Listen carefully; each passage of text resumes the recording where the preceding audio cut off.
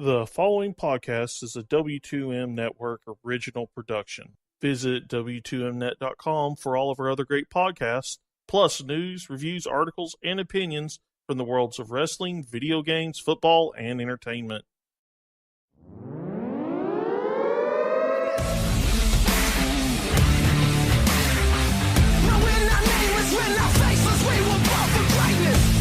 Wrestling to the Max, Monday Night Raw Review.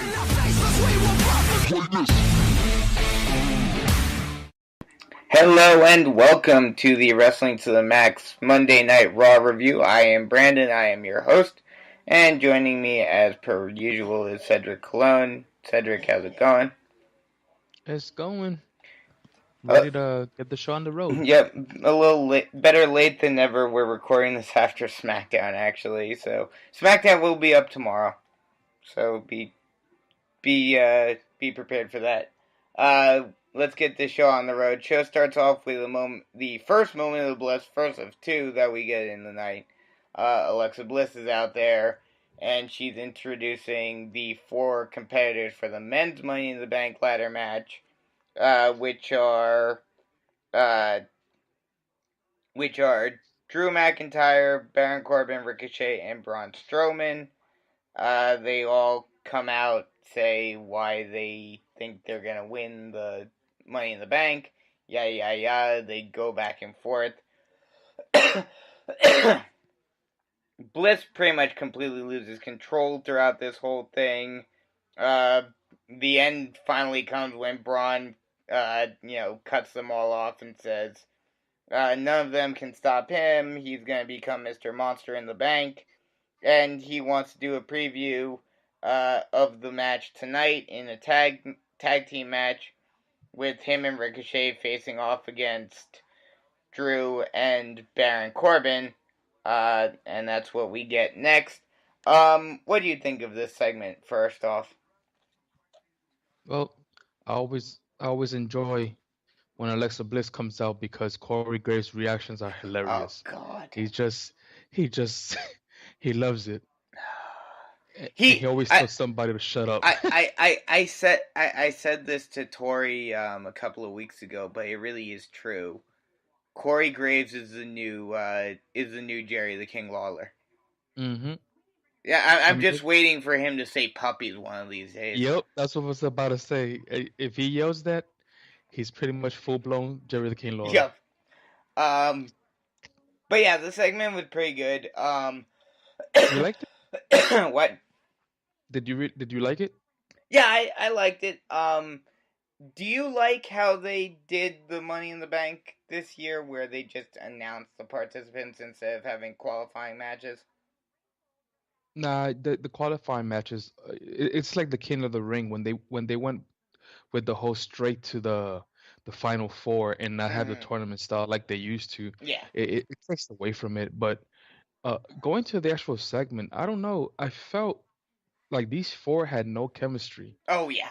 When it came to their mics, and it has nothing to do with mic skills. It's just like there was no chemistry among them, especially Baron and McIntyre going back and forth. That really threw me off big time. Well, I think a lot of it, especially with Drew, because we've seen that Drew can talk. I think a lot of it is just the curse that we have on main roster WWE now, where everything is so over-scripted that it doesn't feel natural. Mm-hmm. What? Well, a teleprompter or something like that. Yeah, exactly. That's pretty much what's going on. So like I mentioned, we get our open contest scheduled for one fall. Fall? Is a tag match playa as Drew McIntyre and Baron Corbin face off against Braun and Ricochet. Pretty much what you expected. Heels got the upper hand to start off, and then the faces came back and won. Braun did his whole thing with the running power slam, followed by now he's just doing a shooting star press, or what was it? I forget what I think it was a shooting star press, Yeah, but shooting star. but he's not doing the 630, which I'm confused as to why he's not doing it anymore. I want to me, I think a move like that being done almost 3 times a week, it's got to that take its. that is true, especially because he's hitting on his back. It's basically like Jeff's Swanton bomb, where his back is all messed up now because of it. Um, so yeah, that's probably why he's switching it up.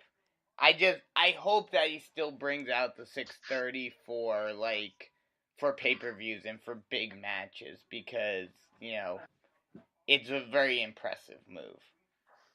Yeah, it is. It's one of the most impressive moves I think I've ever seen. Mm-hmm. I never thought a person could do 1.5 flips, much less the way he does them. He almost Mm-hmm. does a full.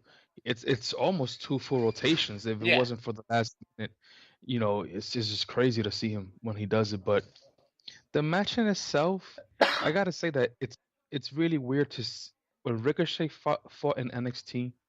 Body wise, he looked par with everybody else, except when he fought against um, Velveteen Dream. Velveteen Mm-hmm. Dream looked a little bit taller Mm-hmm. and a little bit bigger. But man, he was lost. He looked like Rey Mysterio of the bunch between these three Well, three because giants.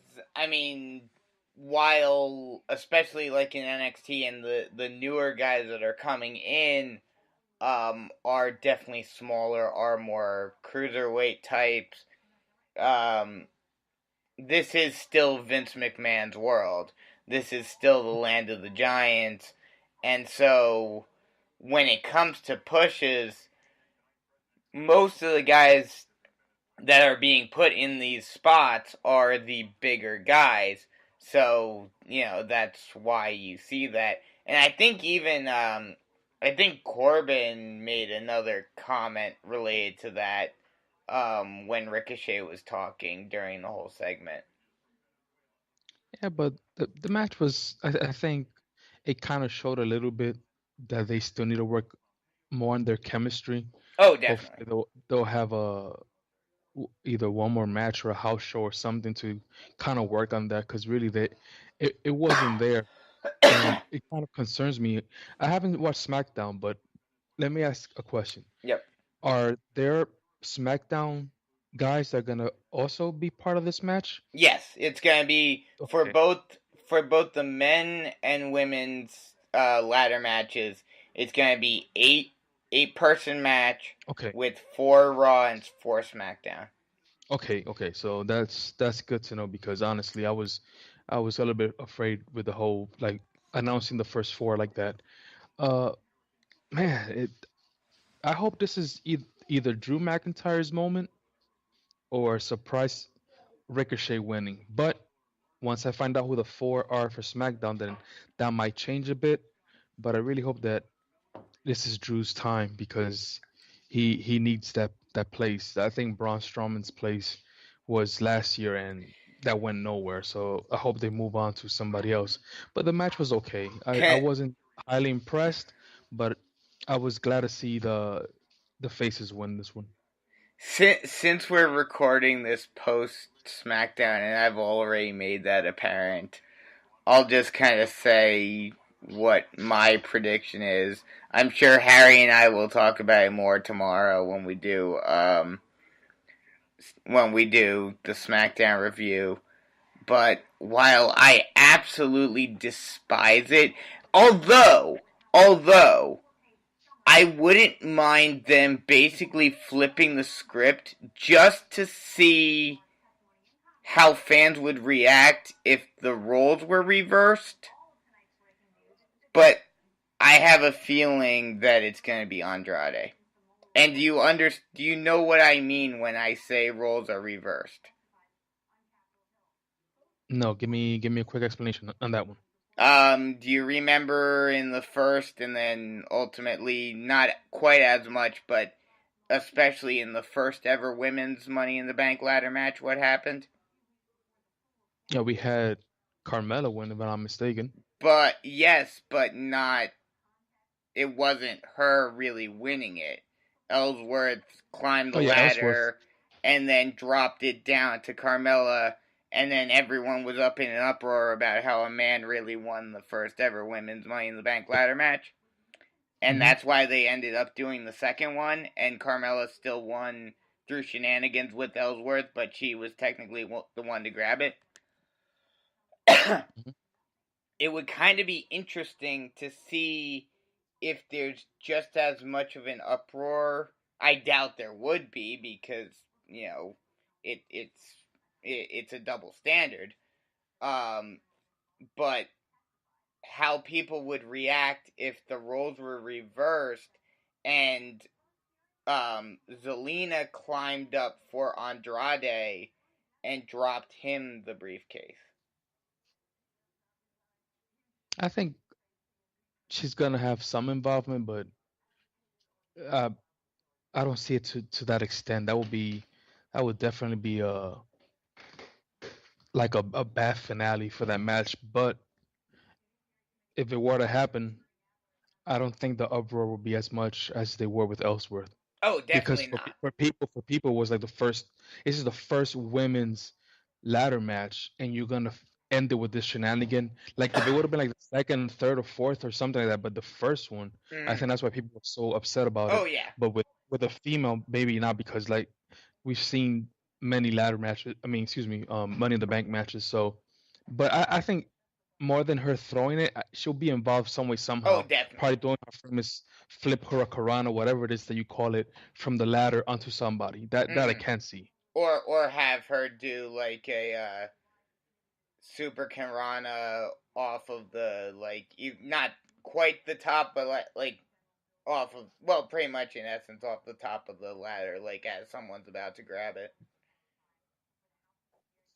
Yeah, she's feisty, that little one. That's for sure. So yeah, that's. I'm sure we'll talk about it more as the weeks progress. In terms of what you were talking about with them getting more chemistry, we still have a few weeks left before Money in the Bank, and we all know how that it's WWE's MO, especially with these multi-man matches, that we inevitably will get the multiple one-on-one matches in a rotating fashion, get this round robin sort of thing of one-on-one matches between the four throughout these next couple of weeks. So they'll get that chemistry more that way. Hmm. So our next match scheduled for one fall One fall. is the Club, who apparently jumped over to Raw, against the Usos. And the Club before the match says that they're gonna put the Usos on lockdown and put they said something about like their own version of their own penitentiary of some variety, but I forget exactly what they called it. Um,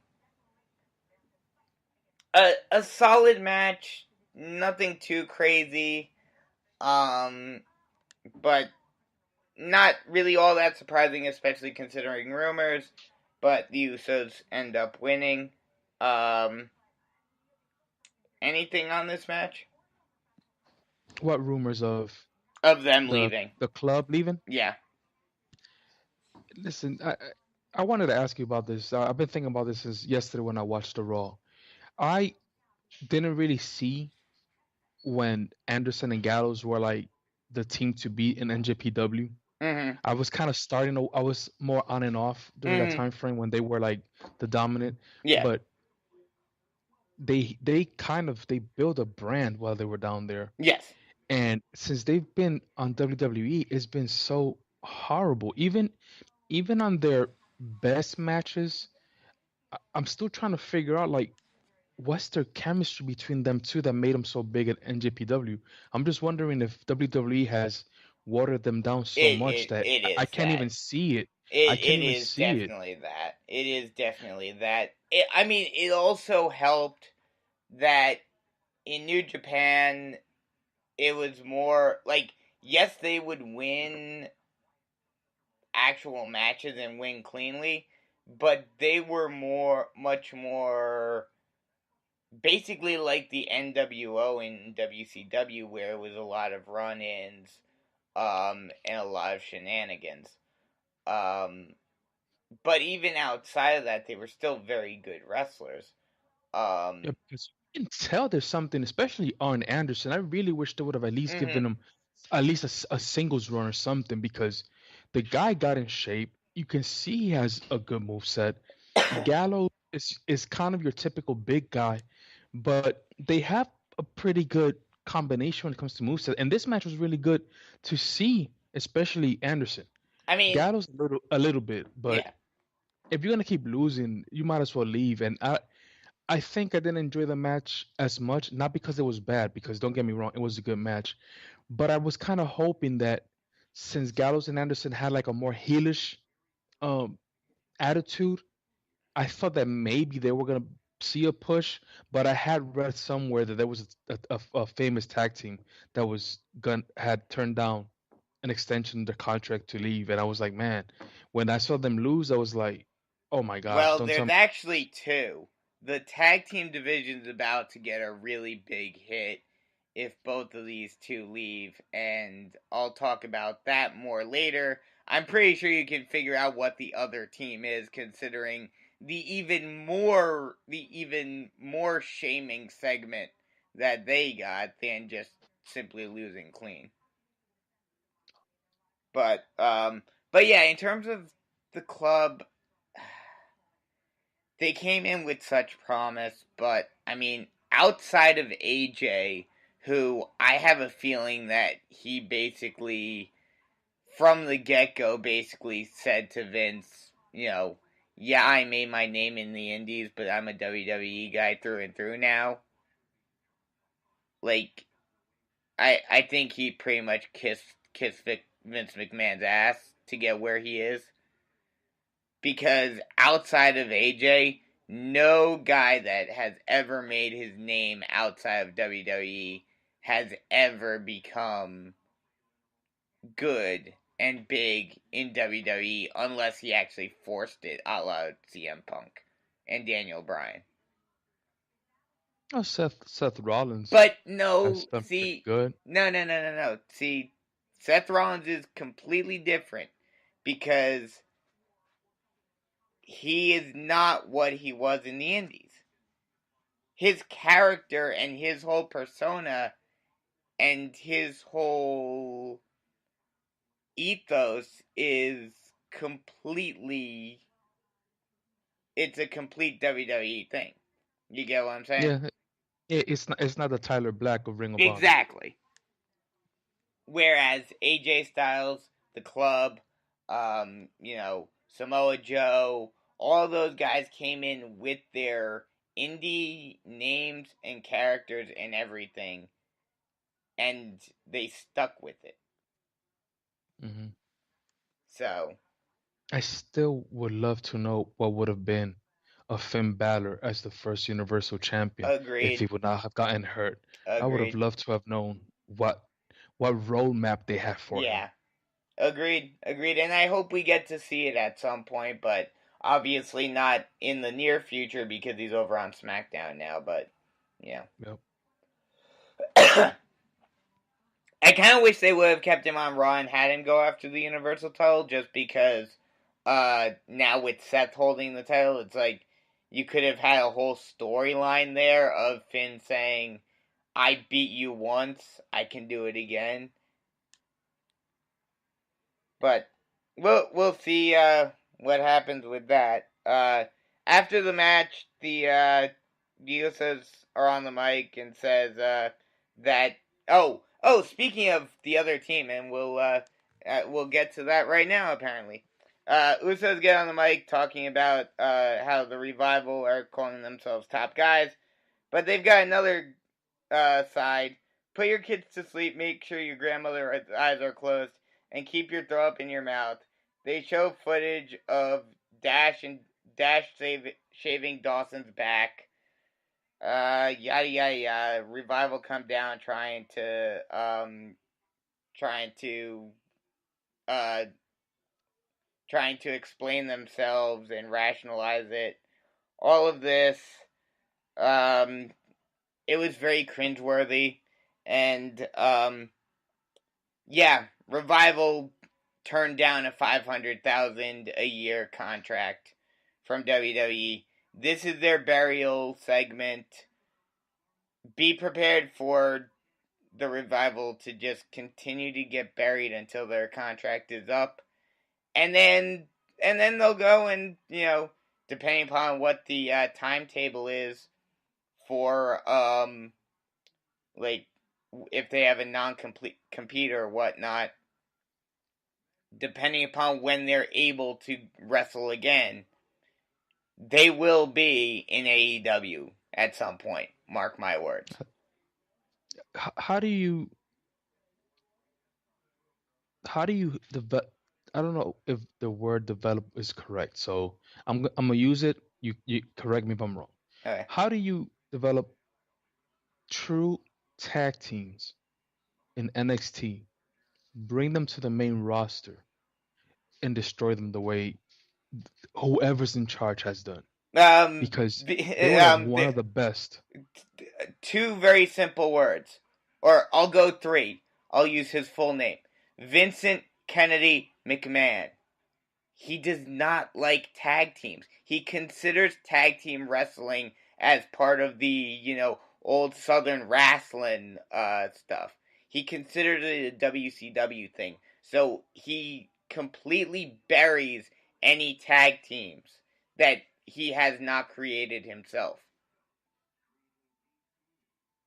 So was Dawson and his partner at one point a tag team somewhere else? Because on NXT they did amazing. I So believe I don't know a ton about their history, but yes, I believe they did team in the Indies.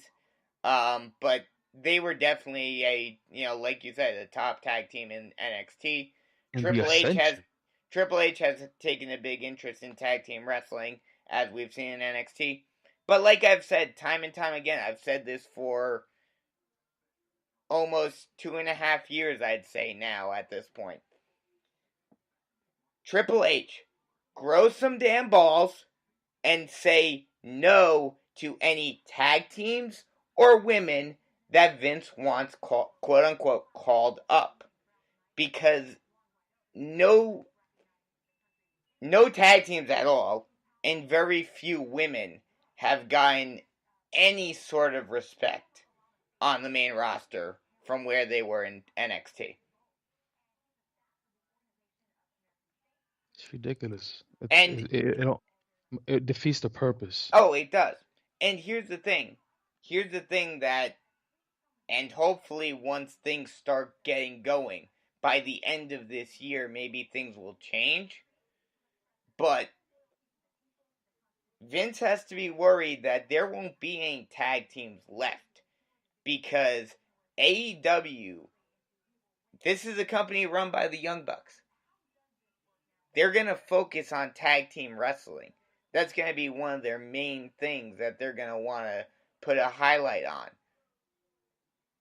So, teams like the Revival, teams like the Club, even hell, if it wasn't for their connection to Roman, to the Anoa'i family, to, with Jimmy being married to Naomi, all of this, if it wasn't for those connections, I could totally see the Usos jumping ship.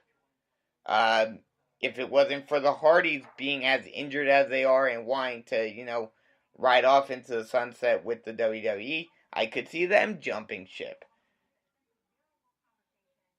Yeah, You're and gonna have I was reading somewhere that the partnership between AEW and Mexico's Triple A is so good that the Young Bucks became Triple A's tag team champions, and they actually, I think, in Triple A's WrestleMania type pay-per-view, they had the highest ratings ever with AEW Young Bucks defending against, I think it was Rey Phoenix Yeah, it was and Ray. his brother, I think it is, or I can't remember his name right now. But those two are also gonna be in AEW as well, so.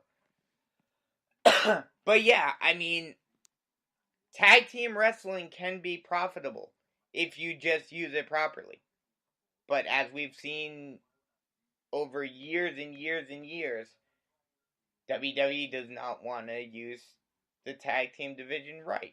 And also, for some weird reason, they love making these mashup tag teams. Instead of having, teams that have been teaming together for years upon years upon years and have an established chemistry, they prefer having these weird, odd couple tag teams win titles, like the Bar. It just makes no sense, It especially doesn't. when I was growing up. Like you had a solid foundation when Mm-hmm. it came to your individual wrestlers, but then you had a solid foundation when it came to your tag teams.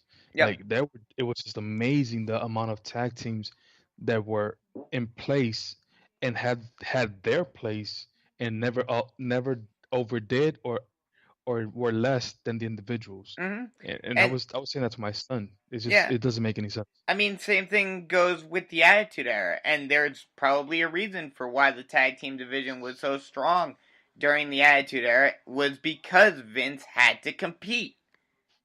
If Vince is pushed up against the wall, he can be smart. But if he thinks he can just, relax and coast, then it's, then all hell breaks loose. So, with that rant being done, but yeah, Revival, be prepared for, and I thought the whole Lucha House Rules BS was bad. It's gonna get worse, people.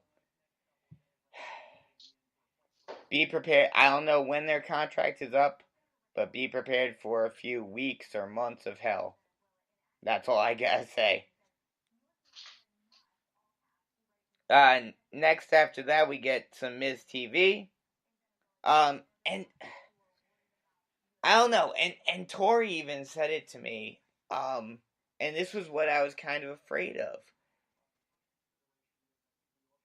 Outside, and I mean, yes, it seems like that feud isn't completely over, which is good. But outside of his feud with Shane, I don't know how well Miz is going to be able to do as a face. Because some of the things he was saying on Miz TV, which, correct me if I'm wrong, but I think this was the first Miz TV we've ever seen that he was a face. But some of the things he was saying was kind of heelish at times.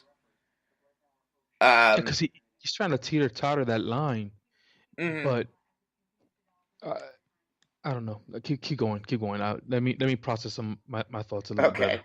better. We get Lashley coming out. He came out by himself without Leo.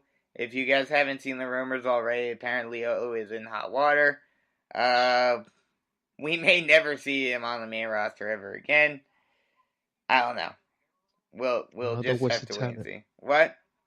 Another waste of talent. Yep. But at least he's young enough, and now with AEW building up, I could see him jumping ship if they do decide to release him or whatnot, and doing perfectly fine and being successful over there. So, Bobby comes out, says he says he first off, he keeps on talking in the third person, which I thought was kind of funny. I was like, "Who do you think you are now, The Rock?" And he says, "I'm not answering any questions that I don't want to." Um, and Miz calls him out on the whole third person thing, which I thought was funny.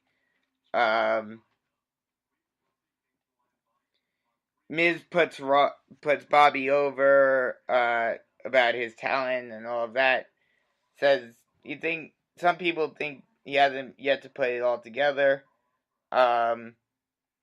People think he hasn't reached his full potential.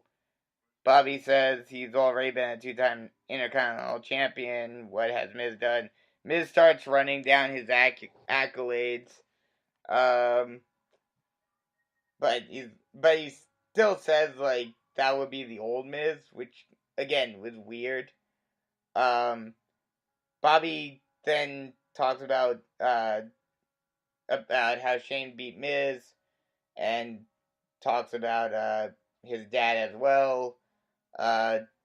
Miz attacks Bobby as a result, and we get a match as a result after a little bit of a brawl next.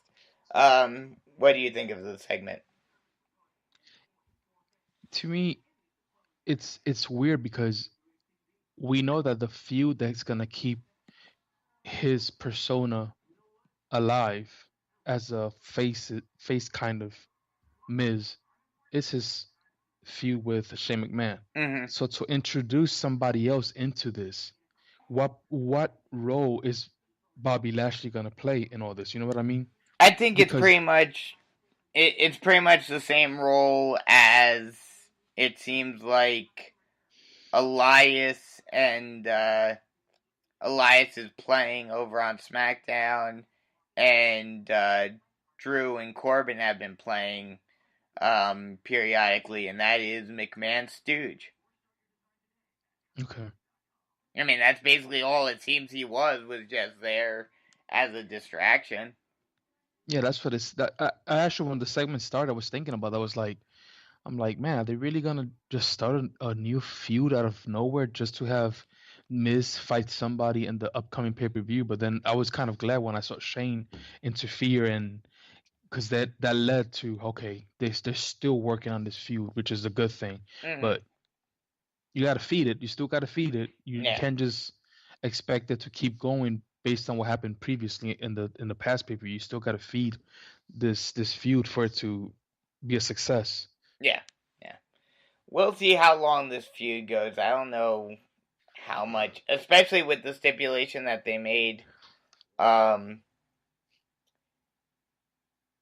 Although, with the stipulation that they made, and I'll talk about this a little later, there are some interesting little things you can do with the stipulation that they make later on. So, but our next contest schedule for one fall One fall.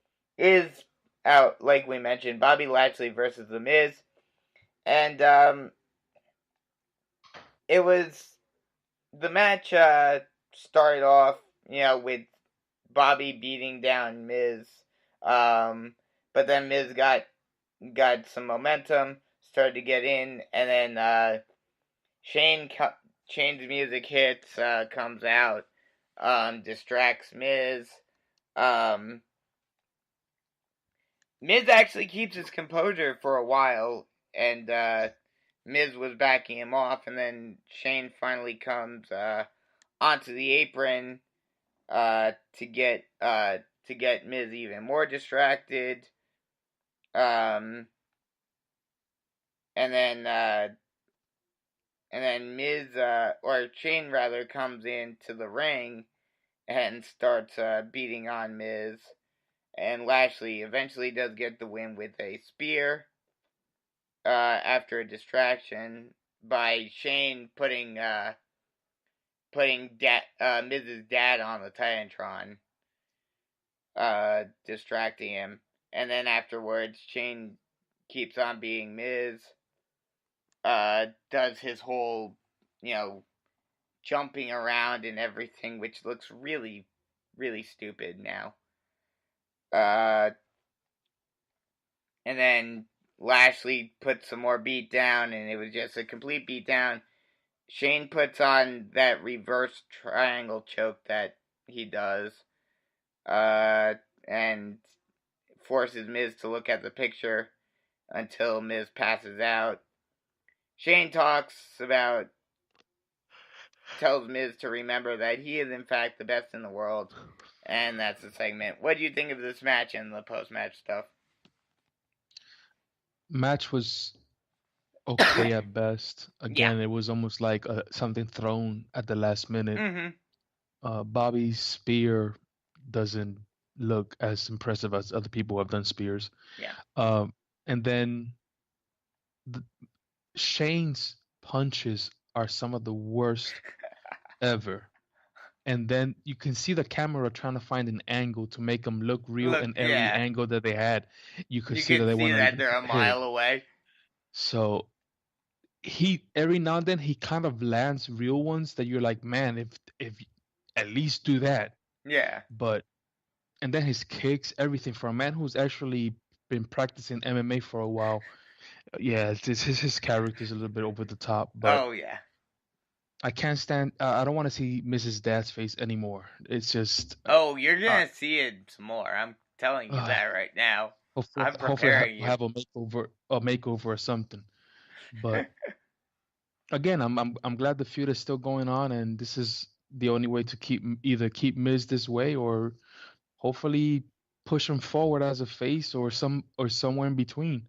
Because I think I would like that more, where he's in between face and heel, Mm-hmm. almost like a Triple H back in the day when he knew how to walk that line. We'll see where, like I said, we'll see where they go. Once he's done with this whole Shane feud. Next we get Viking Raiders coming out. They don't change their name this week. Shocking. Um, Lucha House Party jumps him from behind before the match because Viking Raiders did last week. And then they get into the ring and we have a match. The next match scheduled for one fall. Something like that. One fall. Is Lucha House Party versus Viking Raiders. And this was a pretty quick one. Lucha House Party got some momentum to start off, but then Viking Raiders took control and beat him down. 1, 2, 3. Viking Raiders win. And, I mean, that's the way it should be. I'm waiting for the pin to drop. But for the time being, I will say that they are actually doing well with the Viking Raiders and they are actually pushing them properly. I know this Yeah. will probably come back to bite me in the ass later. Let's. It's good. Show your dominance against three guys that put together don't form one of them. But yeah, destroy them. That's what you should be doing, Mm-hmm. and not having a match that looks anywhere contested. It's one that you had the upper hand for a few seconds, and now I'm going to destroy you for Yep. that. And then hopefully they don't become one more uh, graveyard memoriam type tag team. Hopefully something good comes out of this because man, that definitely would be. I would be sad to see another tag team down the drain, another tag team leaving to another company because The it was the the it only was really bad. upside the only upside, and if they were still Viking experience, I would hope that they'd be getting buried so that they can go back to either New Japan or go to AEW and become War Machine again. But um the one upside for the, like, if they do end up getting buried, I would love to see them go back to New Japan or go to AEW just so I can hear once more. It's War Machine, world domination. But I'm still hoping, just because I've loved them for a while, I'm hoping that they do well in WWE. But like I said, I'm not holding my breath on it. Next, we get the second Moment of Bliss segment, as Alexa Bliss is announcing the women's Money in the Bank ladder match participants. She doesn't even really get a chance to really announce them. They just kind of all come out and say, "Yeah, I'm in it," and interrupt her. Alexa actually tries to take over here, and and I read an article about this earlier today, and I agreed with them. Over the last couple of weeks, and especially during the Sami Zayn segment, it seemed like they were thinking of turning Alexa face, and we even talked about it on the show. And the way they did it was kind of good, but it would have been funny. Like, yeah, okay, it's cool that she's cleared and everything, and that she can go into the ladder match. Okay, fine. But I would have liked them to have actually had her turn face here. Fully. In some way. Instead of just having her automatically go back. Because we've seen this shtick before. Of her acting more facey and then, like, basically saying, ha, I fooled you. They've done that at least 3 or 4 times. But the whole, like, as soon as she paused and she said, like, and the final member is, I was like, oh god, she's gonna say herself, isn't she? And sure enough, she did. And then Naomi starts talking to her, talking about her, and, yeah. She gets, we get a match. What do you think about this? She is such good at her persona that I think she should be the one of the few that just stays the way she is, because she really is, like you said, she kind of, in her interviews, she goes both ways. Like, she can be a heel depending on who she's talking to, or she could be a face depending who she's talking to. Like you were saying, when she talked to Sammy, she was more face than heel there. Mm-hmm. And now when she talks to what other guys that she's talked to, she's more like flirtatious. So it's kind of still like face, but kind of heel. But when she talks to other women, she's a complete heel. And I love when she interacts with the fans, and she makes you believe she's going one route and then she goes the other route. So she's good at what she does. Oh, I yeah. enjoy her character. Oh, yeah, And she's one of the ones that, like, and I've used this comparison in the past, and it works both on what their strengths are and what their weaknesses are, and also in terms of how the fans perceive them because of their character. But Alexa Bliss really is the female Miz. Because they're both more so good talkers than wrestlers. They both get at least part of the smart crowd to cheer them, but they're both primarily heels. she still does pretty good as a wrestler, though. She's But surprised that's me a bit. not her main strong Yeah. point. That's not She's strength. not a Charlotte. She's not a Becky. She's not a Sasha. Mm-hmm. If this were 5, 10 years ago, yeah, I'd completely agree with you that she would be one of the better wrestlers. But this is the new generation. I agree with that. Next we get another Firefly Fun House. I love that theme, by the way. Oh, I'm sorry. I didn't even mention anything about the one fall. Naomi and Well, we haven't even talked about that yet. oh, my bad. That's I kind of after that's after we talk about the brilliance that is Bray Wyatt. yes. But yeah, first off, that theme is hilarious and just great and really catchy, and yeah, it's awesome. We get him introducing us to the rabbit now. We don't really get much of him, but I don't know if you noticed this, but when they did the close-ups on the rabbit, did you notice that his eyes were very, like, he looked like he was stoned? No, I didn't really focus He on had that, but like those like where like his top eyelid was like all drooped down. nah, I'm gonna have to. I Yeah, didn't just delete it from my go back DVR, so and I'm gonna look at pause it it. again. It was hilarious. I didn't even notice it I didn't notice it last night. I noticed it when they showed it again tonight. But yeah, it was funny.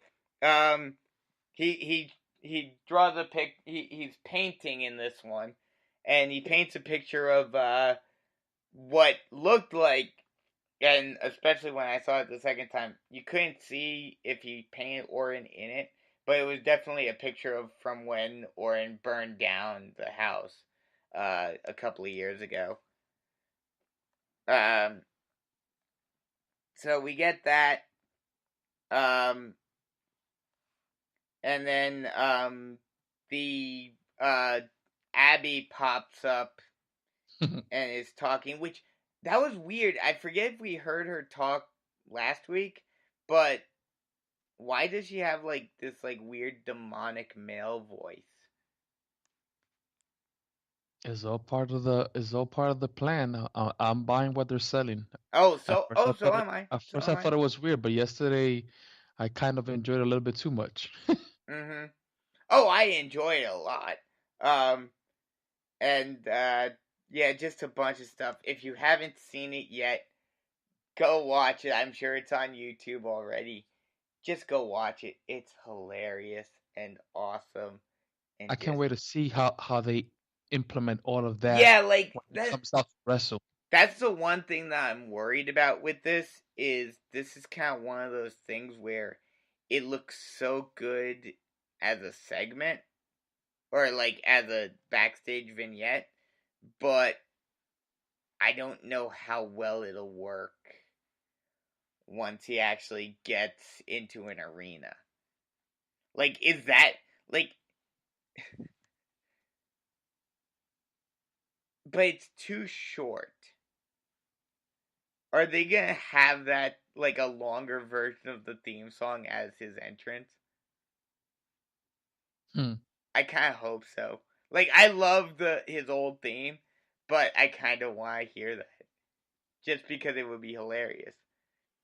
Um, he then he then calls Abby a sociopath and spells it out and everything. I wish they would have gone one step further with this, and it would have been kind of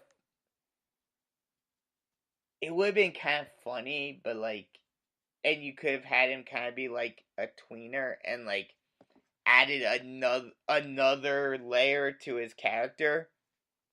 He should have like defined it too and kind of been kind of like acted kind of like Damien Sandow as well, where like he's trying to enlighten people as well. Let's see. I think they're still developing this character, so let's Yeah, see what happens next week. this is definitely one of the most interesting things that we have on Raw. Well, on WWE just in general. We don't know where he's going yet, because these vignettes are playing on both Raw and SmackDown. So we'll see. It's definitely interesting. It's definitely something to tune in for. So the next match scheduled for one fall One fall. is Alexa Bliss versus Naomi, and surprise, surprise, for the third week in a row, Naomi has won a match. What is going on? Hmm. I don't want Naomi to go nowhere. Apparently not. Hey, maybe this is like we talked about before. Maybe this is something to do with the Usos. Maybe they were like, we want, like, if you don't treat us better and treat Naomi better, we're gonna jump ship.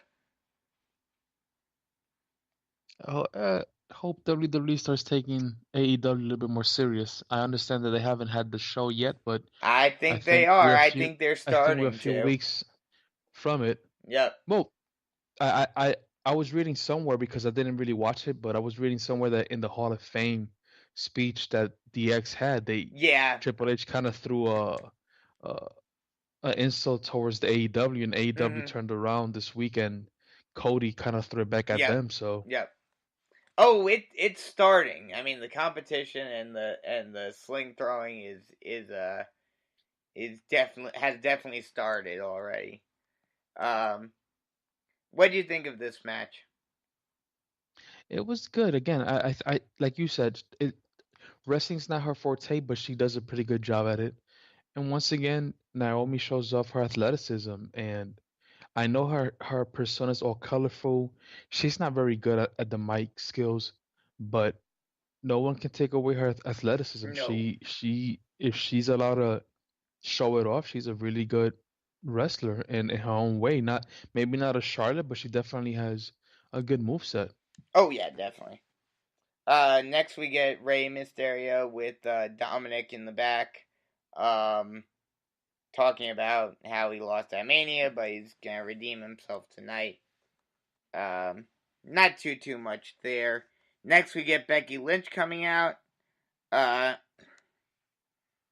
She says she could either protect her belts or fight, and she only knows how to fight.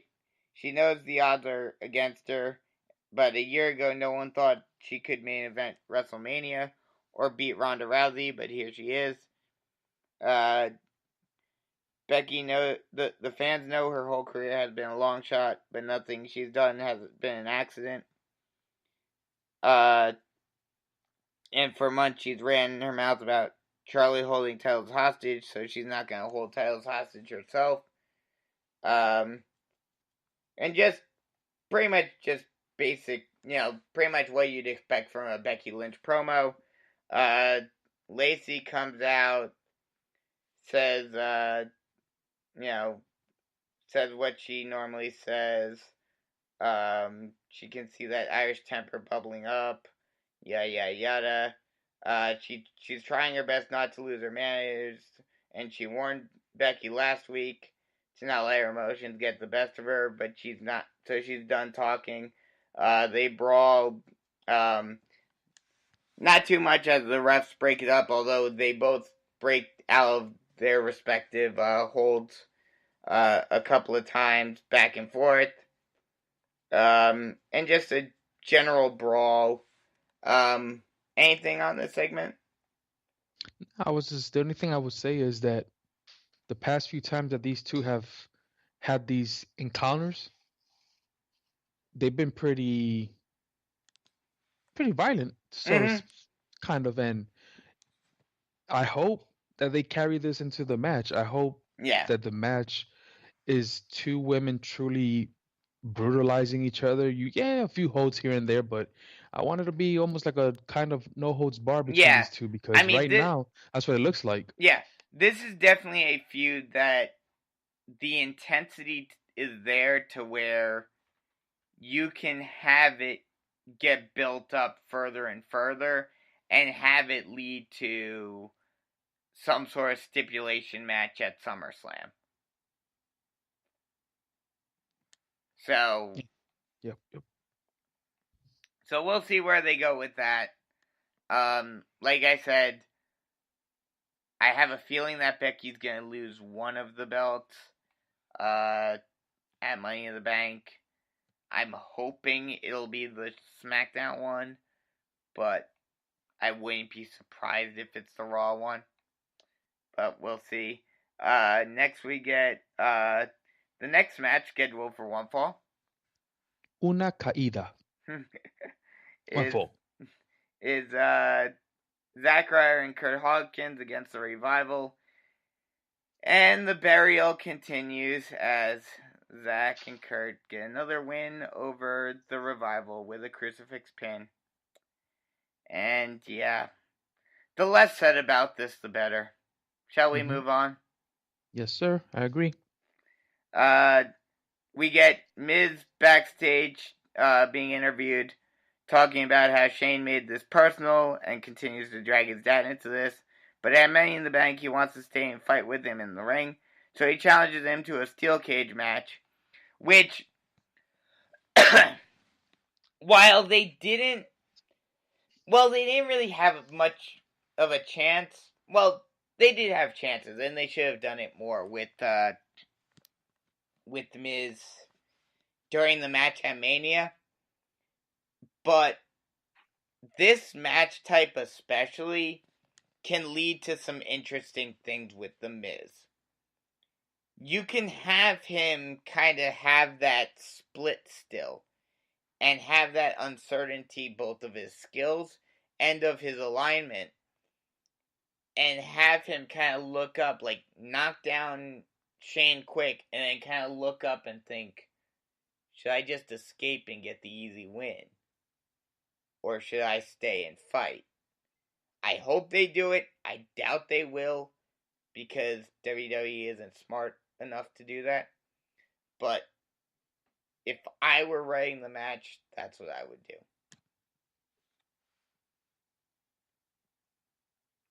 Any thought? What? Send that to them. Be like, hey, this is what I think we should be doing. Yep. Any thoughts on them having a steel cage match? Nah, I'm glad it's a steel cage match because then it's a no DQ and we can see weapons in there. We can see things happening. Now, unfortunately, they cannot leave the cage, and well, they could if they want to after post match melee, but that's what I want. I want to see a no holds barred, count anywhere, just brutal type ECW style kind of match. Just give us that one. Well, we all Definitely give know. us that one. Well, we all know one thing we're gonna get out of the steel cage match, don't we? Yeah, somebody's jumping from that cage. And I think we all know who that will be. So that'll be pretty impressive. Not quite as impressive as the Cell though. No. Next we get Sami Zayn on the mic. He says last week I was kind enough to share images of my life. And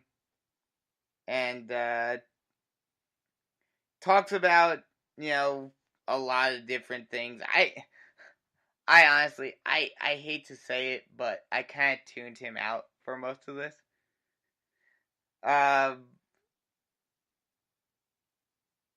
He talked about like a father pushing his son at him to sign an action figure, and he said no.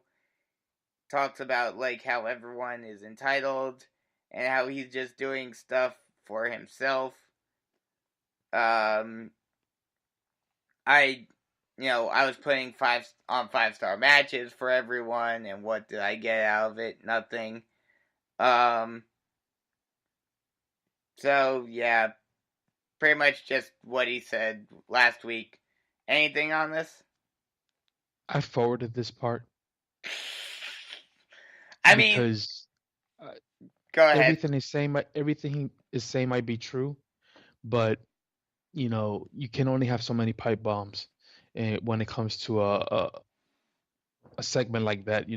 When he did it the first time, I was okay. I was like, wow, good on you for getting that off your chest and bringing it to as a segment. But every week, I just and I think he's done it. Did he also do it on SmackDown, or he's only been doing it on Raw? No, he's just on Raw. It feels like he's been doing it on both, but anyway, it's just I want to see what's gonna happen next. I want to see who's gonna be the person that's gonna feud with him, because somebody's gonna come out him and defend the WWE universe. Mm-hmm. So that's what I'm waiting for. I mean, if it wasn't for him jumping ship to, if it wasn't for him getting moved over to SmackDown, I could see it being someone with like Finn Balor. But I mean, that's the problem. There aren't many, and it doesn't seem like he's high enough up on the card for something, I mean, AJ is feuding with Seth right now. There aren't really that many people who can stand up to him right now. So he's kind of just in this holding pattern where they're just doing this until they can figure something out for him. And unfortunately, I hate to say it because, he makes some valid points and everything, but, him basically doing the same thing over and over again each week has already kind of gotten stale. So it's like, I don't know. And to me, because he's coming back from an injury and he's doing this, it has to be a feud that lasts a while with someone, because it will be bad for him to have a fight after coming back from injury with this persona and then losing. Has to be a feud that goes on for a few months. Obviously, the first match being maybe him losing by DQ, but then showing a more sadistic side of Sami Zayn Mm, versus just losing clean and then what's next, you know? yeah, agreed. Next we get Samoa Joe coming out. He says the whole segment with Ray and his son was very touching, but he he sees the son that's ashamed of his dad, ashamed at how quickly Samoa played him out at WrestleMania. And if Ray was any kind of a father, he'd have bought him a mask to hide his face. Last week, AJ used Ray to steal his Universal title shot, and tonight there will be a reckoning. If you thought WrestleMania was bad, tonight we'll make that pale in comparison. So the next contest scheduled for one fall. Oh, Naka say it. Una caída. One fall. Is Rey Mysterio versus Samoa Joe, and Rey gets his win back with a folding press. Pretty solid match. Both of these guys are good. I have a feeling this feud isn't over. This probably will be the U.S. title match at Money in the Bank. Anything on this?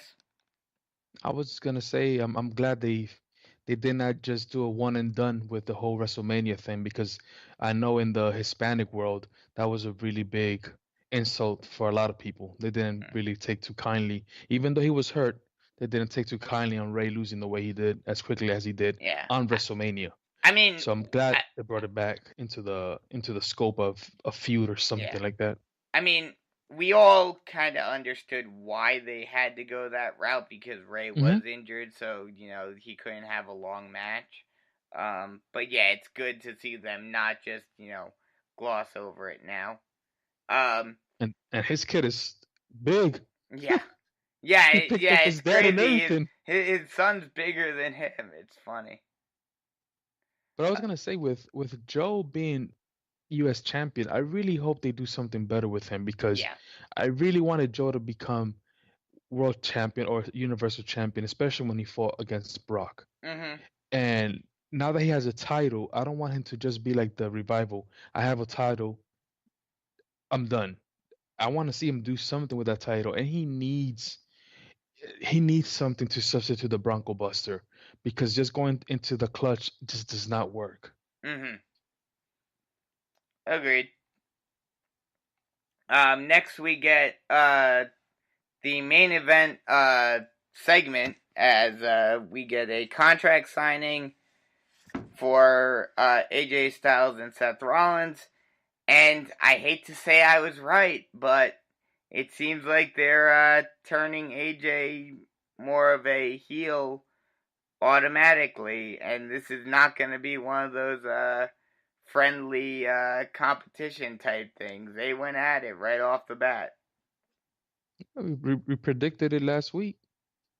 You mentioned it with two faces. Somebody's got to turn heel, and who